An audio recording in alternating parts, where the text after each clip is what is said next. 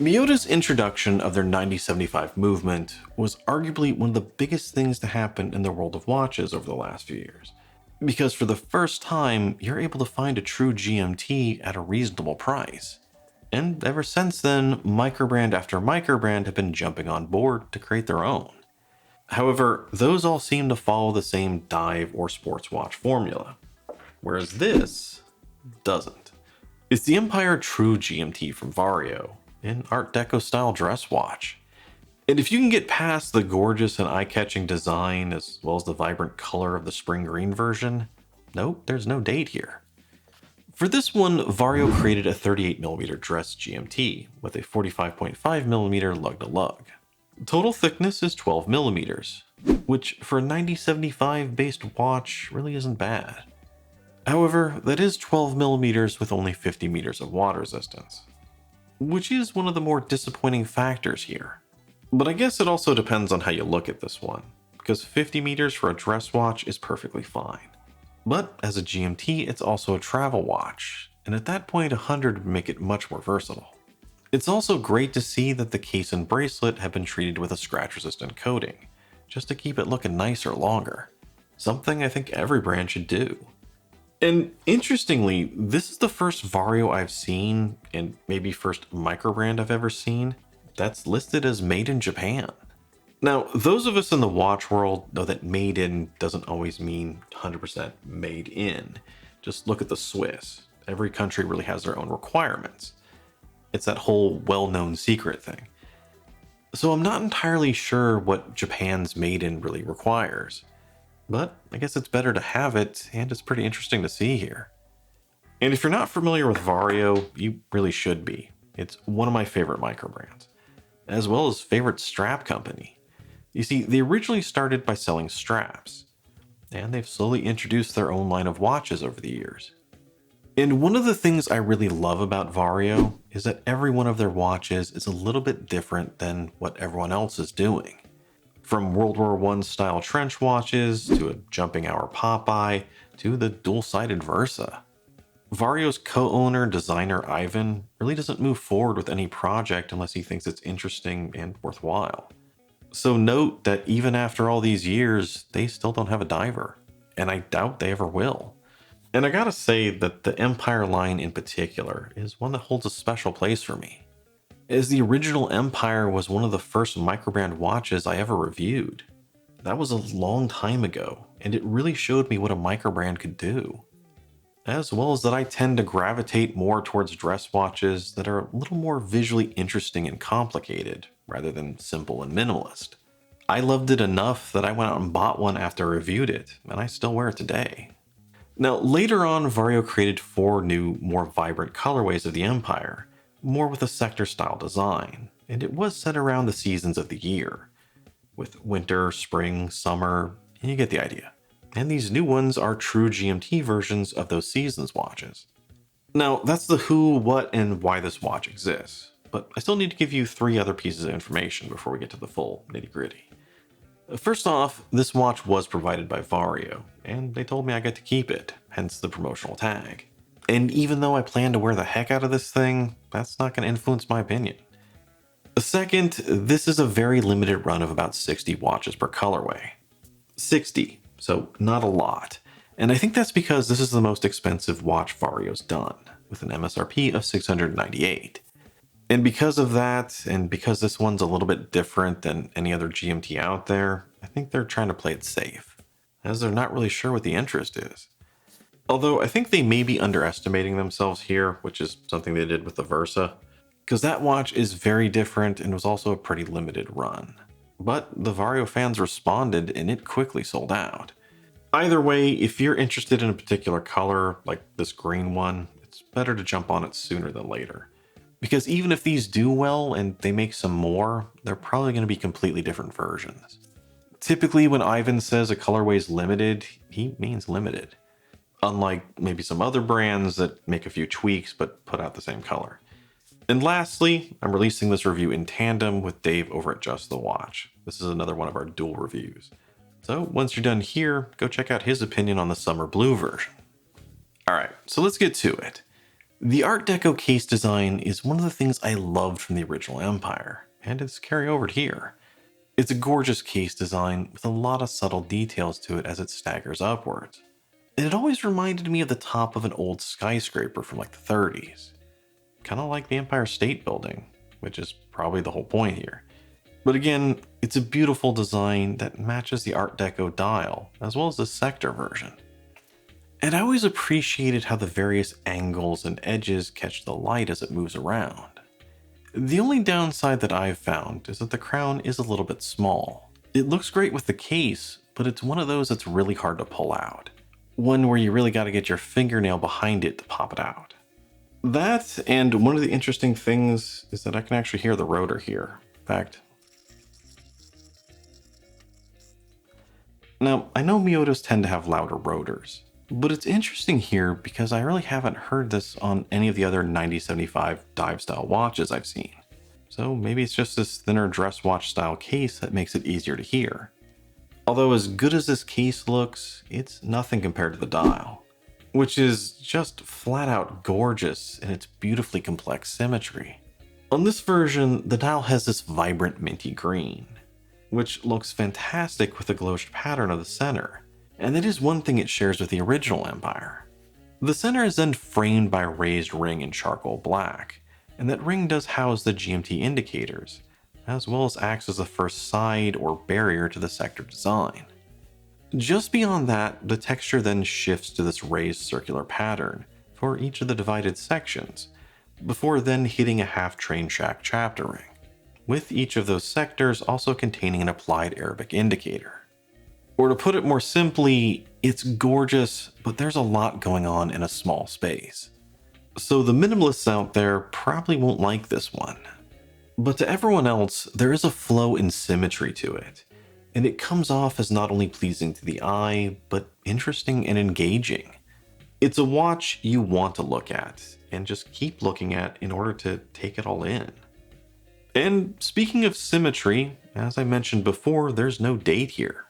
I'll talk a little bit more about that later on when we talk about the movement. But here, I will say that it's an interesting and bold choice. At least with a 9075, I haven't seen anyone else try it.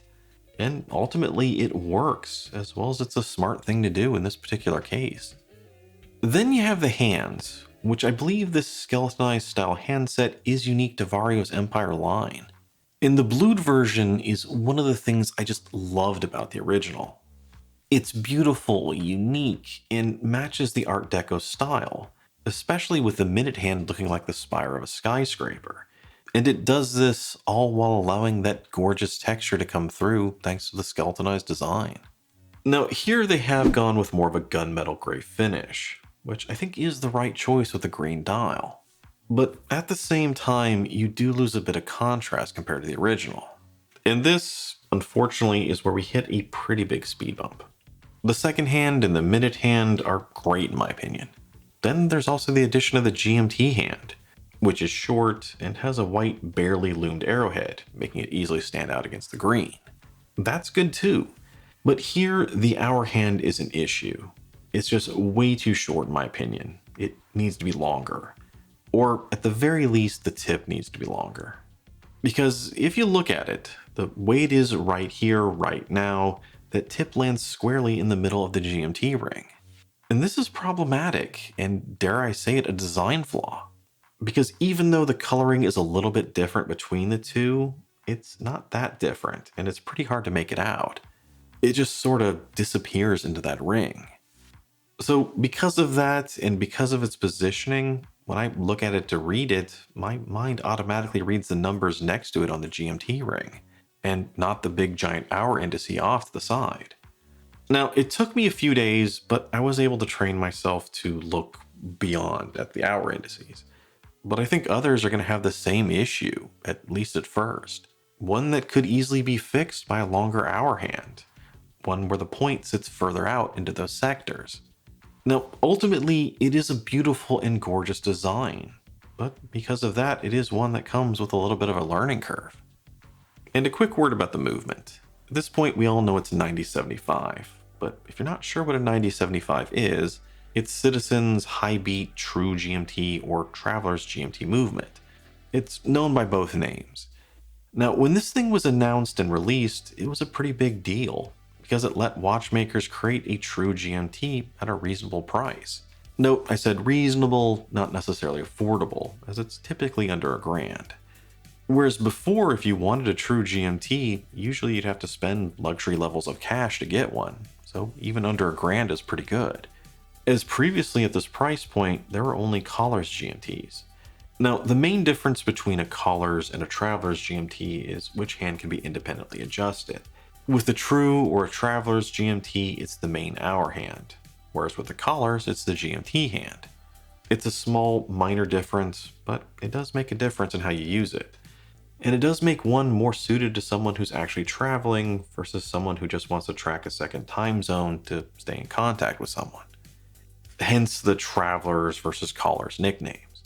Now, real talk here. Regardless of what some people may say, one is not necessarily better than the other.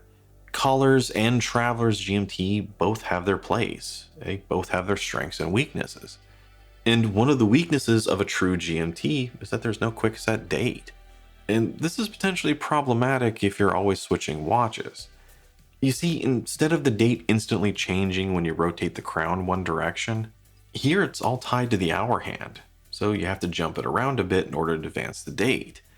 Now, there are some major advantages to how this works as well, but that is one of the negatives.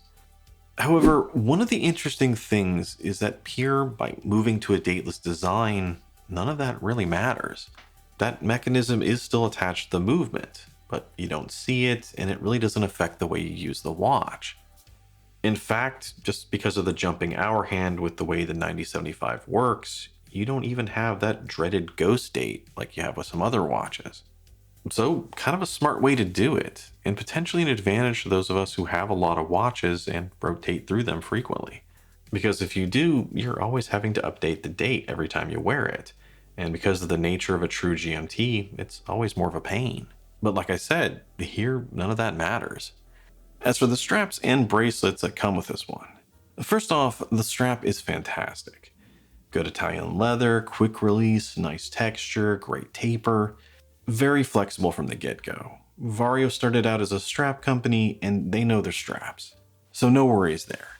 The bracelet is also nice. It's definitely a looker when paired with the watch. It is solid quick release end links, solid links, and for better or worse, a butterfly style clasp, which is fitting for the watch style, and Vario was smart enough to include half links to help you get an ideal fit. It's a beautiful bracelet, but I had a real issue trying to use these end links, as the bars here are really small and tiny, so I had a hard time just using my fingers. And every time I wanted to put it on or take it off, I had to resort to using a tool to compress them. And that sort of defeats the whole purpose here. Although for me, I think this one looks better on a strap anyways.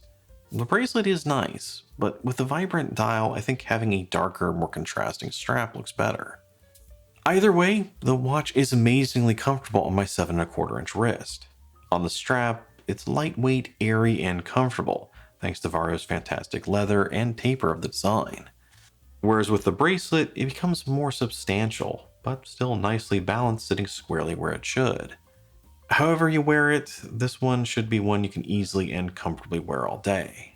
As for price and value, MSRP here is $698 US, which sounds like a lot, and it kinda is. But as far as true GMTs go, it's not bad, and it's actually on the low end for what other 9075s are going for. And that's taking into account watches from Traska, Boulder, Jack Mason, Laurier, ones from all over the microbrand spectrum. And in some ways, when you take a look at how detailed and unique the dial is, and that it comes with both a strap and a bracelet, that's a pretty good price. Bottom line, the Empire True GMT is a watch that has a lot going for it, even beyond the gorgeous design and True GMT functionality. But it is a watch with what I think is a design flaw, that hour hand. Now, it is something that you can easily learn to read, and something that can easily be fixed with future versions. But right now, as it is, and at almost $700, you do need to ask yourself if it's something you want to deal with. Now for me, I've adapted to it, and I love practically everything else about this one. This is my new favorite Vario, and I can guarantee you going forward, I'm gonna wear the heck out of this one. Probably even more than the original, and it'll probably come with me on some trips. But what do you think about it? The watch, the hand, and if you can think of a dressier GMT that does it better, let me know that as well. And as always, you guys know what to do down below. I'm Shane, this is Relative Time, and I'll see you next time.